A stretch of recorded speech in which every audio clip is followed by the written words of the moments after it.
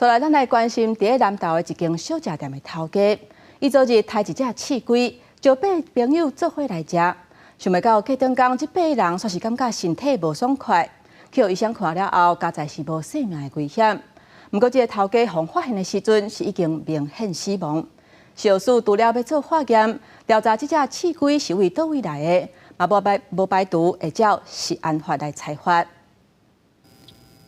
甲处理过青的刺龟皮、肉甲放在装底下，已经煮过，爱另外包装，拢总要早登去化验。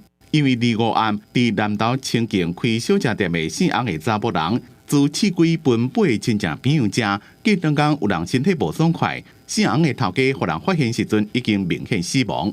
今早被有人发现洪姓民众倒卧家中，明显死亡。另昨晚同行食用河豚肉汁有人，已有8人送医。亲友啉刺龟汤了，过当工骹手麻痹坐袂牢，头会狂，赶紧去看医生。因那主食姓洪的头家，敢若是中毒死亡。医生讲，有毒的刺龟身体内刺龟毒素是神经毒，潜伏期正短，食了差不多10到45分钟就症状。主要是这顿喙齿麻痹、骹手麻痹、吐、脑无声、喘气困难、血压下降，唔知影人。而且就算是煮过，毒素也是会伫咧，食了恐惊有性命危险，死亡率差不多是61%。河豚毒素它会存在河豚的皮肤，还有一些内脏组织，包括肝肾，还有包括卵巢。一个姓洪的头家，敢若是带伫贵人的朋友送伊一只刺龟，就甲伊煮做鱼汤甲沙西米。食药署讲会调查源头是毋是有不法，若是违反食安法，也会处罚。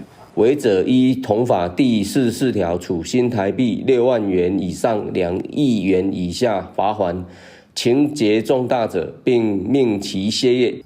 伫即马刺龟中毒并无解毒剂，只个会当用支持性疗法来进行治疗。食药署讲，刺龟的种类真多，敢若对外形看无容易分辨。保护家己上好的方法就是莫去掠，也莫食来路不明的水产品。记者综合报道。